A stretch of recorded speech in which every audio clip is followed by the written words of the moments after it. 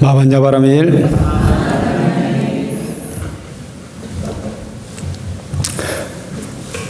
네, 오늘은 바보 이기주의자가 아닌 진정한 이기주의자가 되자. 이기주의가 나쁜 말인 것 같죠? 근데 진정한 이기주의자는 좋은 말이에요. 진정한 이기주의자에 대해서 오늘 생각해 보도록 하겠습니다. 그 전에 노래 한 곡 부르고 시작하겠습니다. 노래 가사가 나와 있죠, 지금? 스크린 안 나왔습니까? 스크린 이제 나왔죠? 1절은 생략하고 2절만 하도록 하겠습니다. 1절, 2절을 순서를 바꾸는 것도 앞으로 생각해 봐야 될 것 같아요. 2절이죠. 우리 절 불광사 정말로 사랑해요. 불광의 품에서 하나 된 우리. 손에 손 맞잡고 한 마음 한 뜻으로. 사랑해요. 불광사 정말로 사랑해요. 사랑해요. 보부들 정말로 사랑해요. 이렇게 하도록 하겠습니다. 다 준비되셨죠? 우리 음반 없이 생음악으로 합니다. 우리 절 불광사 정말로 사랑해요. 불광의 품에서 하나 된 우리. 손에 손 맞잡고 한 마음 한 뜻으로.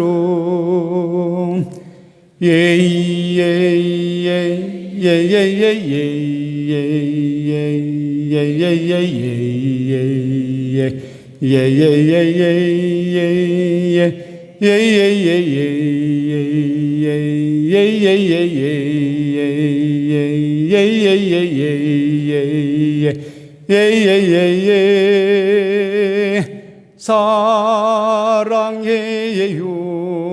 불광사 정말로 사랑해요. 사랑해요. 보부들 정말로 사랑해요. 네, 박수 한번.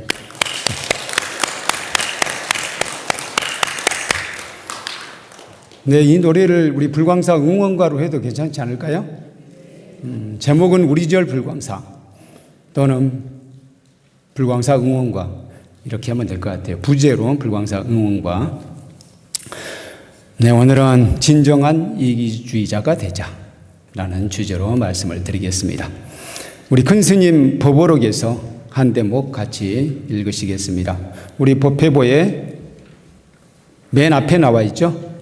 같이 큰 소리로 읽으시겠습니다. 대립할 자 없고 미워할 자 없다.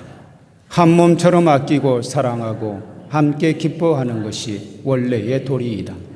나는 마음이 넓지만 미운 짓 하는 상대방은 어리석은 존재이니 불쌍해서 용서한다는 생각은 큰 착각이다. 미움의 감정을 품은 사람의 잘못이다. 망령된 속견으로 대립하고 배척한 것이다. 그러므로 진리의 길을 닦아 행복해지고 싶다면 그 마음을 청정히 해야 한다. 미혹을 버리고 때를 닦아내야 한다. 너그러운 마음이 되어야 한다. 따뜻한 자비의 마음이 되어야 한다. 모두와 함께한 순수한 생명 감정이 되어야 한다. 네. 이 말씀은 우리 잘 프린트해서 아니면 필사해서 우리 책상 앞에 딱 붙여놔야 될 것 같아요. 붙여놓고 늘 마음에 새겨야 된다고 생각합니다. 불본행 집경에 부처님의 전생에 관한 이야기가 한 가지 나오는데 그 이야기가 참 가슴을 절절하게 울립니다. 옛날에 몸은 하나이고 머리는 둘인 사람이 있었어요. 근데 머리가 둘인데 그 둘의 머리는 따로, 뇌를 따로 가지고 있기 때문에 둘이라고 할 수 있죠. 몸은 하나예요. 이 경우는 두 사람입니까? 한 사람입니까? 두 사람이요? 한 사람이라고요? 근데 그 머리 둘이 생각이 다른데요? 생각도 다르고 성격도 달라. 그래도 한 사람일까요? 좀 헷갈리시죠? 그 한 머리는 가루다이고 또 한 머리는 우바가였어요. 가루다는 성격이 온순하고 항상 친화적이고 옆에 우바가를 배려해요. 근데 우바가는 그렇지 않았습니다. 어느 날 마두가 나무라는 저는 그 나무는 잘 모르는데 그런 나무의 꽃이 아주 맛있는가 봐. 맛있고 향기로운가 봐요. 마두가 나무에서 어느 날 꽃이 한 송이가 뚝 떨어졌어요. 그런데 그때 가루다는 잠에서 깨어 있었고 우바가는 잠들어 있었어요. 가루다가 생각하기를 이 한 송이 꽃이 있는데 이 한 송이 꽃을 지금 싱싱할 때 내가 먹으면은 우리는 한 몸이기 때문에 둘 다 이 꽃의 향기를 즐길 수 있다. 꽃의 맛과 향을 즐길 수 있다고 생각해요. 그래서 내가 이 꽃을 먹음으로써 우리 우바가도 기쁘게 해줘야지 라고 생각합니다. 그래서 그 마두가 꽃을 먹었어요. 마두가 꽃을 먹었더니 우바가에게도 그 꽃의 향기가 미친 거예요. 그래서 우바가가 잠을 자다가 아주 향기로운 기운이 뱃속으로부터 위로 쭉 올라오는 것을 느껴요. 그리고는 잠을 깼어요. 잠을 깨서 이 향기가 어디서 오는 것이냐라고 물어봐요. 그러니까 가루다가 방금 마두가 꽃이 우리 앞으로 뚝 떨어졌는데 꽃이 딱 한 송이였다. 그런데 그 꽃을 내가 먹으면은 너도 이 향을 함께 즐길 수 있을 것 같아서 내가 그 꽃을 먹었다라고 이야기한 거예요.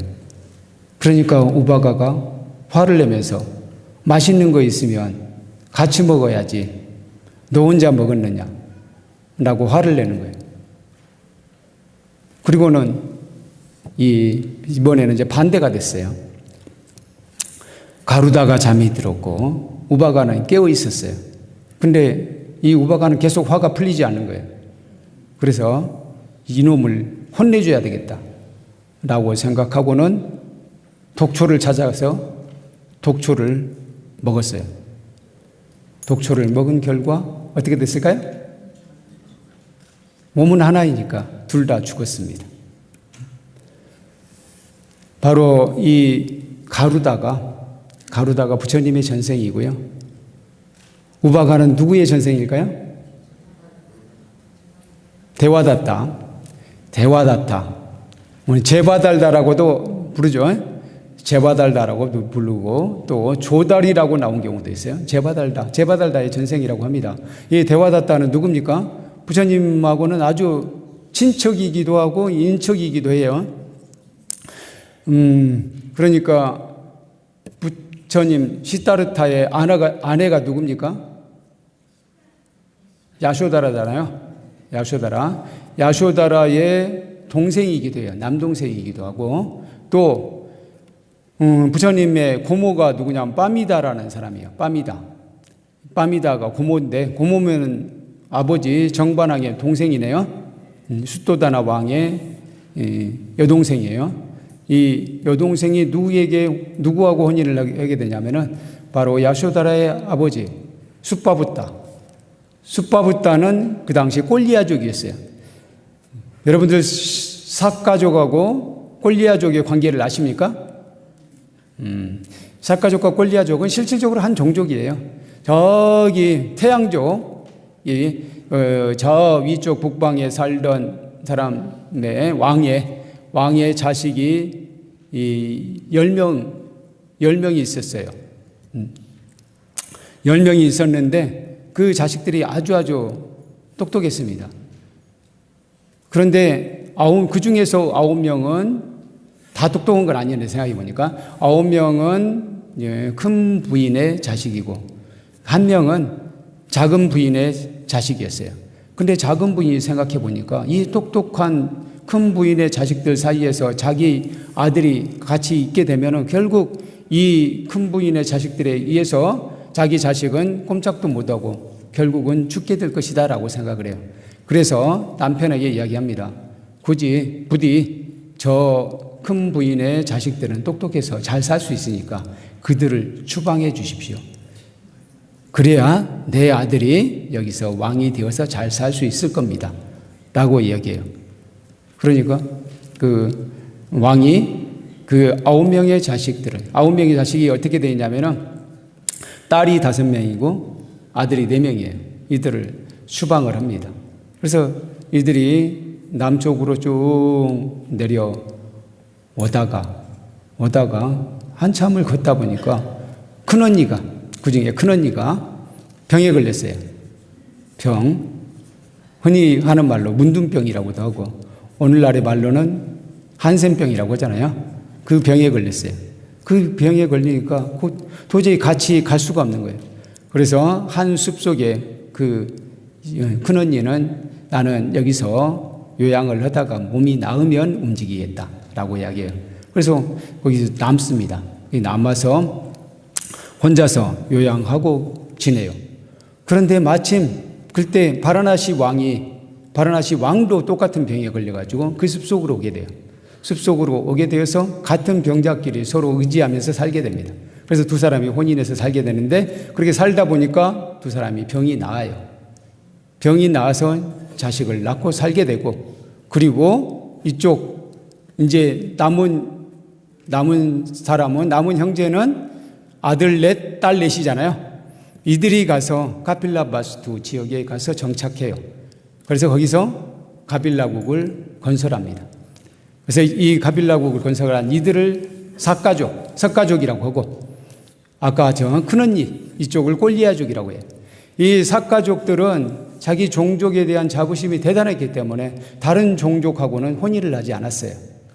오직 꼴리아족 아니면 석가족 내에서 종례원을 했던 거예요. 그러니까 다시 말하면 순수 혈통을 유지해야 된다라는 입장이었어요. 그러니까 아까 숫바부타 왕은 이쪽 꼴리아족 사람이에요. 그래서 바미다, 숫도다나 왕의 동생인 바미다와 바로 숫바부타가 혼인해서 낳은 자식이 야쇼다라와 데와다타인 거예요. 그러니까 데와다타가 얼마나 가까운 존재입니까? 참으로 가까운 존재죠. 이리저리 얽혀 있어요. 근데 이 데와다타도 본인이 이렇게 자기도 선민의식을 가지고 있어요. 그리고 열심히 수행한 결과 신통력을 얻었습니다. 근데 신통력을 얻었음에도 불구하고 그 이상을 올라가지는 못했거든요. 근데 본인은 신통력을 얻은 것만으로도 충분한 줄 아는 거예요. 근데 부처님 가르침을 그 다음부터는 깊이 새겨듣지 않습니다. 그리고는 자신이 다른 삭가족 왕자들이나 다른 수행자들만큼 사랑받지 못한 것에 대해서 늘 질투심을 가지고 있어요. 분노를 가지고 있어요. 그래서 어떻게든 이걸 내가 부처님 후계자가 되어서 안갚음을 하리라 막 이런 생각을 늘 하고 있었어요.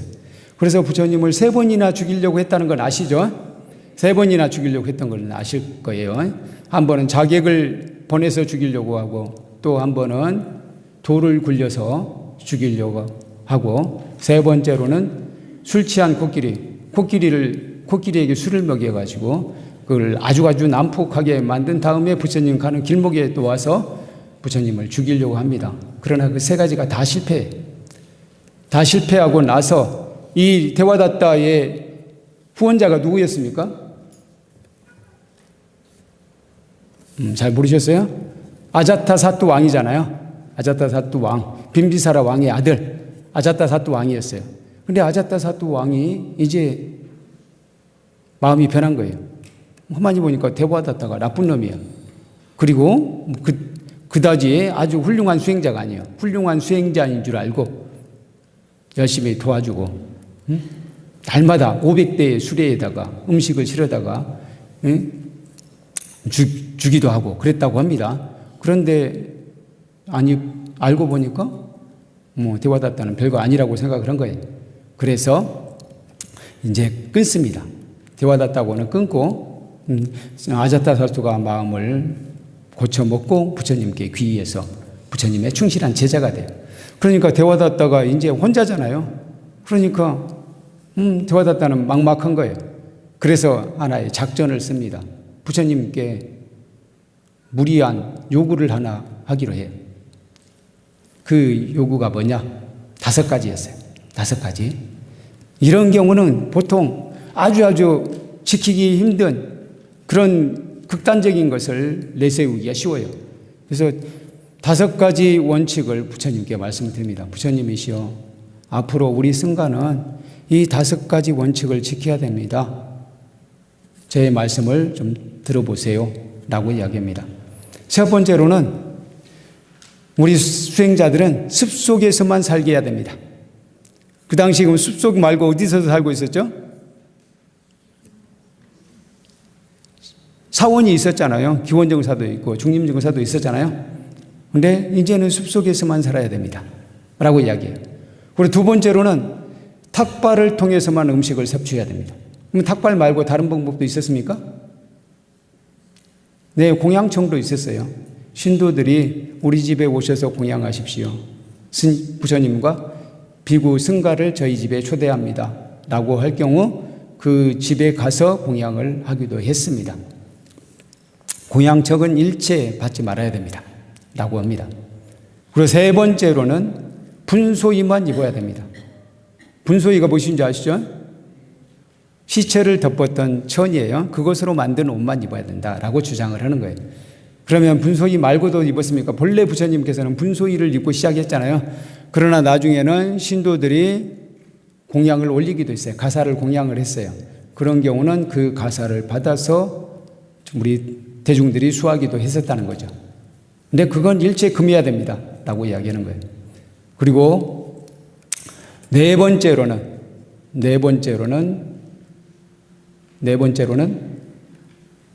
나무 밑에서만 생활해야 됩니다. 그럼 나무 밑 말고 어디에도 생활했죠? 지붕 밑에서도 살았잖아요. 지붕이 있는 곳에서 살면 안 됩니다. 네 번째 원칙. 다섯 번째로는 고기와 생선은 일절 금지해야 됩니다. 이 5가지를 제안을 해요. 우리 승가는 이렇게 되어야 청정해집니다 라고 이야기했어요. 그러면 부처님은 고기, 생선 드셨습니까? 어떻게 알고 계세요, 여러분들은? 네, 탁발을 하셨기 때문에 탁발하면서 이건 빼고 주세요, 이건 넣어 주세요 그런 식으로 하지 않았다는 거예요. 주는 대로 드셨기 때문에 실제로 고기와 생선을 드셨다는 거예요. 승가가 고기와 생선을 드셨습니다. 사실 율장에 계율에도 나오지 않습니다. 그러면 어떤 계율에 고기를 먹지 말라는 게 나오던가요? 보살계에는 나옵니다. 보살계에는 우리 법망경에 나오는 보살계는 10중대계와 48경구계로 되어 있잖아요. 48경구계 중에서 고기를 먹지 말라가 나와요. 그래서 이 대화다다가 이 5가지 제안을 해요. 이 5가지 제안 여러분들은 어떻게 생각하세요? 그럴듯하다고 생각하지 않으십니까? 좀 그럴듯하게 느껴지기도 하죠. 여러분들도 고기를 먹지 않는 스님들이 좀 더 청정해 보이잖아요. 그리고 진짜로 무소유로 사원에서 안 살고 나무 밑에서 사는 사람이 좀 더 열심히 하는 수행자로 보일 수도 있을 것 같고, 그렇죠? 그리고 신도들 집에 가서는 일체 공양하지 않고 오직 탁발로만 한다면 뭔가 또 수행자답게 보이기도 할 것도 같아요. 그럴듯합니다. 그러나 부처님께서는 그걸 거부합니다. 거부하시고, 그건 우리에게는 진짜 마음이 중요한 것이지 그렇게 네가 말한 그 형식이 중요한 것이 아니니라 라고 이야기해요. 첫 번째 숲속에서 살지 않더라도 그가 검소하게 살고 마음을 청정히 하여서 늘 계율을 지키며 산다면 문제없다 라고 말씀을 하십니다. 두 번째로는 뭐였죠? 첫 번째로는 숲속에서 살아야 된다 했고, 두 번째로는 탁발에서 살아야 된다고 그랬잖아요. 탁발. 근데 공양청을 받아서 신도들 집에 가게 되면 그 신도에게 좋은 가르침을 전해줄 수 있고 그 신도로서도 복을 지을 수 있기 때문에 그것도 해도 괜찮다라고 말씀을 하십니다. 세 번째로는 분소이만 입어야 된다 그랬죠? 분소이. 이미 신도들이 가사를 치어서 스님들에게 공양을 올려서 그들이 공덕을 짓고 있다. 복덕을 지을 기회를 주어야 된다 라고 말씀을 하십니다. 그래서 분소이만 입고 사는 것 그것도 거부한다 라고 말씀을 하시고요. 그리고 나무 밑에서만 살아야 된다고 그랬죠. 그럼 지금 우리 사원을 보시한 여러 공덕주들이 있는데 이들의 공덕은 어떻게 하는 것이냐? 그리고 우리들이 이곳에서 지금 열심히 잘 수행하고 안거를, 특히 안거철에는 이 사원에서 지내고 있는데, 그러면 이것들을 버리고 다시 나무 밑으로 간다는 것은 낭비다. 오히려 낭비다. 라고 말씀을 하시는 거예요. 역시 그것도 맞지 않는 것이다. 사리에 맞지 않는 것이다. 라고 말씀을 하십니다. 그리고 마지막에 고기와 생선에 대해서도 진짜 비린 것은 고기를 먹는 것, 생선을 먹는 것이 아니라 화를 함부로 내고 남을 질투하고 시기하고 남을 비방하고 그것이 비린 것이다. 그것이 비린 것이지 고기를 먹는 것, 생선을 먹는 것이 비린 것이 아니다. 라고 말씀하셔요.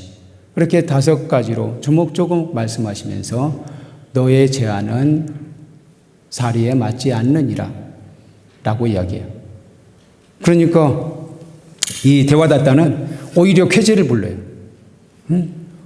또 이런 사람들이 하는 특징이 있잖아요. 그러면 이 증가는 지금 타락했습니다 라고 이야기하는 거예요.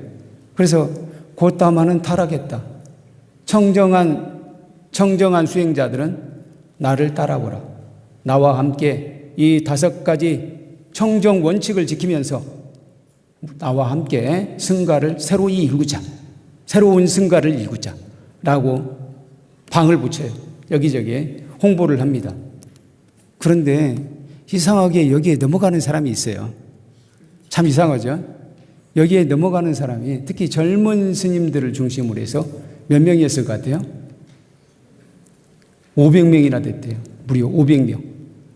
500명이 대화다tta의 의견에 찬성하는 거예요. 그래서 대화다tta를 따라가요. 대화다tta를 따라서 가야산으로 가서 그곳에 숙소를 만들고 그곳에서 이제 지내게 되는 거예요. 참 이상하죠? 그래서 가야산에서 날마다 자기 나름대로는 막 열심히 정진합니다. 그렇게 해서 500명의 신참 수행자들이 대화다tta를 따라갔다는 소식을 부처님께서 들으십니다. 그리고는 부처님께서 사리푸tta와 목련존자, 사리불 목련존자를 불러요. 사리불 목련존자를 불러서 너희들은 자비심도 없느냐? 너의 후배들이 대화다tta의 삿된 소견을 따라가는 것을 그냥 보고만 있었느냐? 어서 가서 그들을 잘 데리고 오너라 라고 이야기합니다. 그래서 사리불 목련존자가 가야산으로 출동합니다. 가야산으로 딱 가니까 저 멀리서 사리불 목련존자가 오는 것이 보여. 대화다tta가 지금 그 500명의 비구들을 앞에 놓고 강의를 막 하고 있는데 멀리서 사리불 목련존자가 오는 것을 보고 대화다tta가 이야기합니다.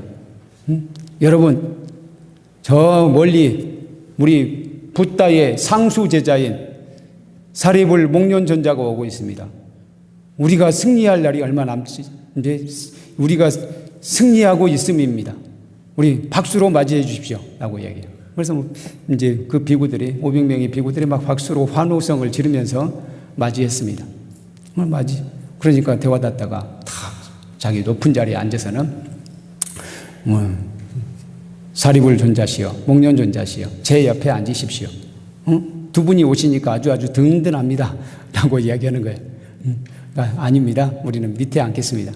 그래서 밑에 앉았어요. 그랬더니 우리 대화다다가 너무 피곤했었나 봐요. 제가 계속해서 강의를 했더니 너무 피곤합니다. 저는 잠시 들어가서 눈 좀 붙이고 있을 테니 우리 두 분 존자님께서 우리 대중들을 위해서 강의 좀 해 주십시오. 좋은 말씀 좀 해 주십시오. 라고 하는 거예요. 그리고는 본인은 들어갑니다.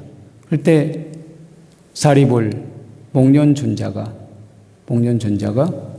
이제 설법을 하기 시작합니다. 사리불 존자가 그렇게 이야기해요. 아까 부처님께서 말씀하셨던 그 내용이 있잖아요. 고기를 먹는 것이 비린 것이 아니고 생선을 먹는 것이 비린 것이 아니고 어리석은 생각에 빠져 있는 것이 비린 것이니라. 탐욕에 사로잡혀 있는 것이 비린 것이니라. 분노에 휩쓸리는 것이 비린 것이니라. 나는 말씀부터 시작해서 여러 가지 법을 전합니다. 그러니까 이들이 가만히 보니까 대화다다가 말한 것하고는 차원이 다르거든. 그러니까 좀 마음이 감화가 됩니다. 그들이 마음이 다 감화된 것을 알고 목련존자가 신통을 부려요. 신통을 부려서 이들을 전부 다 날아오르게 해요. 다 날아오르게 해서 500명의 그 비구들이 모두 날아서 부처님 계신 곳으로 착 날아왔어요. 부처님 계신 곳으로 날아와서 그 난이 평정되었다고 합니다. 그러니까 대화다다가 일어나 보니까 아주 최측근 빼고는 다 사라져버린 거예요. 그러니까 대화다다가 이제 실망한 나머지 몸져 누웠어요. 몸져 누워서 병이 났습니다. 병이 쉽게 낫지 않아요. 9개월이 되어도 낫지 않는 거예요. 9개월이 되어서야 이 대화다다가 생각합니다. 내가 죽을 병에 걸렸구나. 이제는 회생할 수 없겠구나. 라는 것을 스스로 깨닫습니다. 그래서 최측근에게 얘기해요. 이제는 내가 부처님께 인사를 올려야 되겠다. 라고 얘기해요. 그러니까 그 최측근 이야기예요. 당신은 부처님을 배반하고 왔는데 무슨 낯으로 부처님을 뵙겠다고 합니까? 그냥 아서십시오. 라고 하는 거예요. 아니다. 부처님은 절대적으로 자비하신 분이기 때문에 내가 아무리 잘못했어도 나를 절대 미워하지 않는 분이다. 그러니 나는 부처님께 가서 참회를 해야 되겠다. 라고 이야기해요. 그래서 이제 길을 떠납니다. 아픈 몸을 이끌고 길을 떠나요. 길을 떠나서 부처님께서 계신 곳, 그곳은 사와띠 기원정사였어요.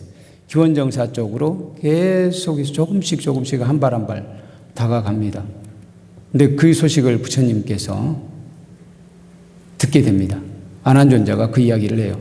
지금 대화다다가 이곳으로 오고 있습니다. 라고 이야기해요. 그러니까 부처님께서 참으로 안타깝게도 대화다다는 절대 이곳에 도착하지 못하느니라. 라고 말씀하십니다. 그리고 대화다다는 그 사와띠 근처에까지 와요. 거기 와서 어느 순간 땅이 꺼지기 시작해요. 땅이 바닥으로 내려앉기 시작합니다. 일종의 지진이겠죠. 오늘날로 이야기하면 지진이 일어난 거예요. 지진이 일어나서 봄이 점점 바닥으로 내려가요. 그래서 아무리 기어 나오려고 해도 나올 수가 없는 거예요. 나올 수가 없어요. 그래서 어떻게든 기어 나오려고 했는데 마지막 결국 이제 턱까지 내려갔어요. 몸이 턱만 남았어요. 턱 위로만 얼굴만 남았어요. 그래도 말은 할 수 있잖아요. 그때 대화다다가 참회를 한다고 합니다. 이 세상에서 가장 존귀하신 분, 열애 아라한, 열애 운공정변지 명행족 선서세간의 우상사 조장부 천인사 불세존님께 귀의합니다. 진심으로 참회합니다. 라고 마지막 참회를 해요. 그리고는 결국 땅속으로 가라앉았다고 합니다. 참 이제 서글픈 최후죠. 어쨌든 그럼에도 불구하고 그렇게 마지막에 참회했기 때문에 밀린다 왕문경에 보면은요 그렇게 나와요. 그래서 이 데와다타는 결국 여러 겁 후에 다시 벽지불이 된다. 그렇게 된 이유는 바로 마지막에 부처님께 참회했기 때문이다 라고 이야기해요. 그리고 법화경에는 나중에는 붓다가 된다고도 나오죠. 대바달다 품에는 그렇게 나오잖아요. 결국 바로 그게 그렇게 나쁜 짓을 많이 했지만 그럼에도 불구하고 마지막에 참회한 공덕으로 다시 붓다가 성불한다고 이야기합니다. 어떤 이 이야기를 통해서 이 데와다타가 이기주의자입니까? 이기주의자는 맞아요. 근데 이 이기주의는 바보 이기주의라는 거예요. 자신에게 진정으로 이익되는 것을 몰라. 아까 가루다 같은 경우, 가루다는 진정한 이기주의라고 할 수 있어요. 그러니까 내가 이 마두가 꽃을 먹음으로써 나하고 같이 한 몸에서 살고 있는 우바가도 그 꽃의 향을 즐길 수 있으니 얼마나 좋은 것이냐라는 이런 의식을 갖고 있다는 거죠. 이게 바로 진정한 이기주의예요. 그래서 많은 경우 내 것만 챙기는 것이 우리는 이익이라고 생각할 수 있지만 사실은 그렇지 않다는 거예요. 그래서 진정한 이기주의자가 자신을 행복하게 한다 하는 거예요. 그럼 진정한 이기주의자가 되려면 어떻게 해야 되느냐? 그걸 제가 여기 써놨어요. 우리 법회보 오른쪽에 한번 보세요. 오른쪽에 밑줄을 그어놨네요. 진정한 이기주의자는 첫째, 오력을 기른다. 오력이라는 것은 제가 써놨습니다. 원력, 기력, 덕력, 복력, 체력이다. 원력, 원을 세워야 되고요. 지력은 바로 지혜를 닦아야 돼요. 덕을 길러야 됩니다. 그리고 복도 쌓아야 돼요. 복도 쌓아야 됩니다. 그리고 체력을 길러야 돼요. 이 중에서 저희가 상당히 중요하게 생각하는 것은 복이에요. 다른 것보다도 제일 어려운 것이 복이더라고요. 복은 단시일 내에 안 됩니다. 지금부터 쌓아야 되겠다 해가지고는 사실상 이번 생에 써먹기가 힘들어. 그래서 복은 내가 지을 수 있을 때마다 지어 놓는 게 가장 좋은 방법이에요. 근데 그게 바로 효과가 나타나지 않는다는 것이 참 안타까운 일입니다. 그래서 복력이 있어야 된다. 그래서 가만히 보면 그 사람이 대단한 능력이 있는 것도 아니고 열심히 노력하는 것도 아닌데 하는 일마다 잘 되는 사람이 있잖아요. 그런 분은 복이 있는 거예요. 실제로 보면은 복이 있는 사람을 당하기가 쉽지 않습니다. 그래서 복을 길러야 된다. 체력도 상당히 중요합니다. 우리는 자비로운 마음을 길러야 된다고 하는데 몸이 아프잖아요. 몸이 아프면 저절로 날카로워져요. 자비심을 잃게 됩니다. 그래서 몸이 건강해야 자비심이 나와요. 그래서 넉넉한 마음, 많은 일을 포용할 수 있는 마음도 실질적으로 체력이 바탕이 되어야 된다. 그런 점에서 우리는 항상 몸을 건강하게 만들어야 돼요. 몸을 건강하게 만들려면 규칙적으로 생활해야 되고 너무 많이 먹지 말아야 되고 또 화도 많이 내지 말아야 되고 내 몸과 마음을 잘 돌봐야 되는 거예요. 그게 체력을 기르는 방법입니다. 그래서 이 5가지 힘이 있으면은 우리는 진정한 이기주의자가 될 수 있어요. 자기 자신을 위해서 살 수 있다는 겁니다. 두 번째로 자신의 몸과 느낌과 마음을 알아차리는 것. 저는 반야심경의 첫 구절을 항상 그 이야기를 말씀을 드리는데요. 환자제 보살의 깊은 반야 바라밀다를 행할 때 오온이 공한 것을 비추어 보고 온갖 고통에서 건너느니라. 여기서 깊은 반야 바라밀다를 행한다는 것이 바로 실질적으로는 자신의 몸과 느낌과 마음을 알아차리는 것이다 라고 옛날에 한번 말씀드린 적이 있어요. 근데 이걸 자세히 이야기하다 보면 시간이 없으니까 그냥 넘어갑니다. 자신의 몸과 느낌과 마음을 알아차리는 것, 우리 불자들의 수행의 기본이 알아차림이에요. 우리 팔정도 중에서는 정념입니다. 정념이 모든 수행의 기본이에요. 정념을 통해서 선정에 들어가기도 하고 지혜를 닫기도 하는 거죠. 그리고 정념으로 우리는 나쁜 짓을 안 할 수도 있어요.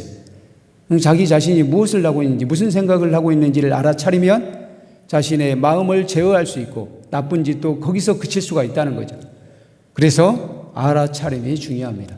진정한 이기주의자는 알아차림 할 줄 압니다. 셋째, 오온이 공한 것을 비추어 보고 집착으로부터 벗어납니다. 반야심 경책 9절에 이것도 나와요.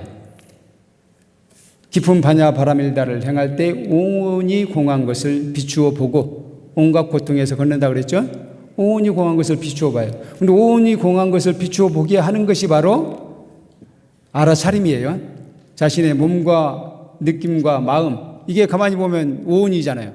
몸은 색이고 느낌은 수고 마음은 상행식입니다. 그러니까 이 색수상행식을 알아차림으로써 색수상행식이 영원한 것이 아니고 일시적으로 조합을 이루어서 나를 만들었구나 라고 생각하고 오온이 흩어지게 되면 결국 나도 없는 것이구나 라는 걸 알게 된다는 거예요. 그럼으로써 집착으로부터 벗어난다는 겁니다. 세 번째, 그것이 진정한 이기주의자로 사는 것이다. 넷째, 문제의식을 갖고 문제의 원인을 정확하게 찾아내어 해결 가능성을 확인하고 해결 방법을 실천한다. 이건 사성제예요. 그래서 이 반야심경 처음 문장에 바로 그게 나와 있습니다. 마지막에 온갖 고통으로부터 건너느니라. 이것이 바로 고성제와 멸성제가 합쳐진 거예요. 온갖 고통을 알아차리는 것, 내가 지금 고통스럽구나라는 것을 아는 것은 바로 고성제가 되고 그 원인을 찾아내서 원인을 찾아보니까 알아차림으로 찾아보니까 원인이 뭐였어요? 집착이었잖아요. 집착이라는 것을 알게 됩니다. 그래서 그 집착으로부터 벗어나는 것이 열반이라는 걸 알고 그 열반을 위해서 뭘 하게 되는 거죠? 깊은 반야 바람일다를 행한 거죠. 깊은 반야 바람일다를 행함으로써 온갖 고통에서 건너게 되는 거죠. 바로 그 이야기입니다. 문제의식을 갖고 문제의 원인을 정확하게 찾아내어 해결 가능성을 확인하고 해결 방법을 실천한다. 고집멸도를 이야기하는 겁니다. 다섯째, 오직 반야 바람일다행을 실천한다. 오직 반야 바람일다행은 아까 이야기했듯이 알아차림이기도 하고 또는 8종도 6바람일 10바람일이기도 합니다. 8종도 6바람일 10바람일을 실천하게 되면 그것으로부터 우리는 온갖 고통으로부터 건너게 돼요. 온갖 고통으로부터 건널 뿐만 아니라 한편으로는 나 자신뿐만 아니라 남도 건지게 해준다는 거죠. 남도 건지게 해주는 것은 불국토를 만들어 나가는 것이죠. 그래서 우리 큰 스님께서 만들어 놓으신 노래 속에 보면은 보현행원 송에 보면은 보현행원으로 보리 이루리 도 있고 보현행원으로 불국 이루리도 있잖아요. 오직 반야 바람일다행을 실천함으로써 두 가지가 다 가능하게 됩니다. 그래서 이것이 진정한 이기주의라는 거죠.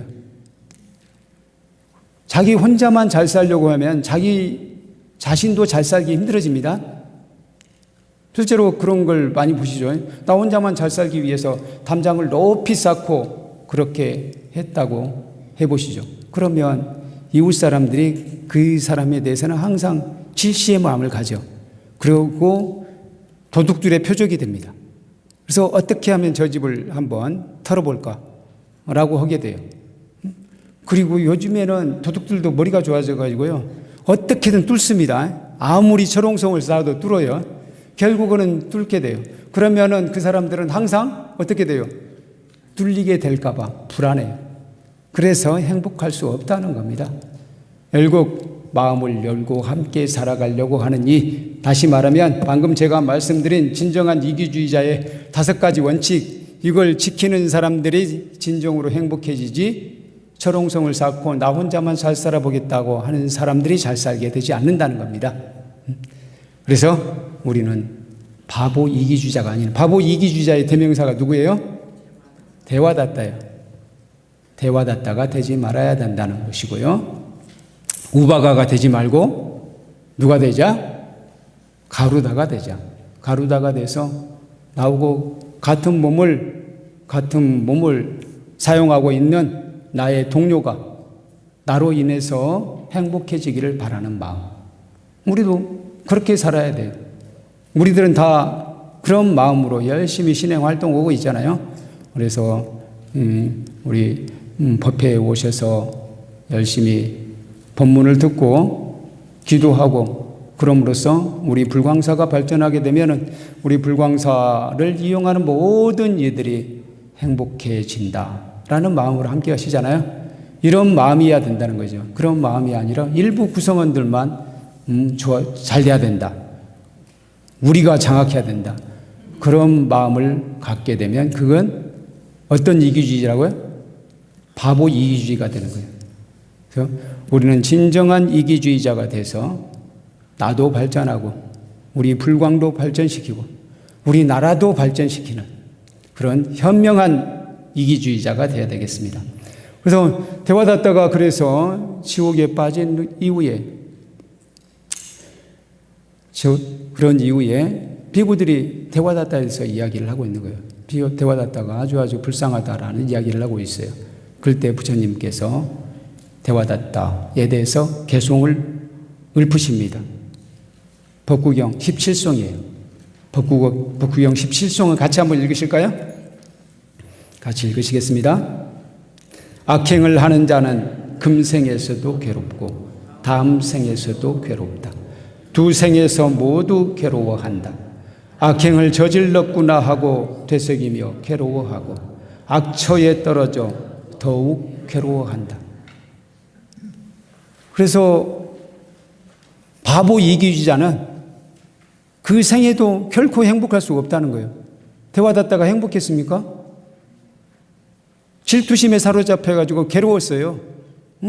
사리불 목련존자는 보면은 막 사람들에게 환호 받으면서 또 존경받고 선물도 받고 그런 걸 볼 때마다 데와다타는 막 가슴이 미어 터졌어요. 속이 터졌어요. 그때 괴로웠잖아요. 그때 괴로웠고 결국 마지막에 지진이 나서 그냥 그대로 꺼졌잖아요. 그것도 괴롭고 그래서 금생에서도 괴로운 거예요. 그러고 나서는 지옥으로 떨어졌잖아요. 그 다음 생에도 괴로워. 두 생에서 모두 괴로워한다는 거예요. 바보 이기주의자의 길이 바로 그거예요. 이번 생도 괴롭고 다음 생도 괴롭다는 거예요. 이번 생에 자기 자신의 이익만 챙기면 행복할 것 같지만 가만히 보면 그렇지 않아요. 절대 마음 행복할 수 없습니다. 널리 베푸는 사람이 행복하지 내 것만 챙기고 늘 시기하고 질투하고 비방하고 그런 사람이 절대 행복할 수 없다는 거예요. 또 그런 사람은 이번 생에서 끝나지 않아요. 다음 생에는 또 지옥으로 떨어진다는 거예요. 그러니까 이번 생도 괴롭고 다음 생도 괴롭다. 그래서 우리는 진정한 이기주의자가 되어야 된다. 진정한 이기주의자가 되기 위해서는 다시 한 번만 정리해 드립니다. 첫 번째로는 오력을 길러야 되고요. 두 번째로는 자신의 몸과 느낌과 마음을 알아차려야 되고요. 셋째로는 우온이 공한 것을 비추어 보고 집착으로부터 벗어나야 하고, 넷째, 문제의식을 갖고 문제의 원인을 정확하게 찾아내어 해결 가능성을 확인하고 해결 방법을 열심히 실천해야 됩니다. 그리고 이것을 다 아우르는 마지막 한 가지, 오직 반야 바라밀다 행을 실천해야 합니다. 그렇게 되면 우리는 진정한 이기주의자예요.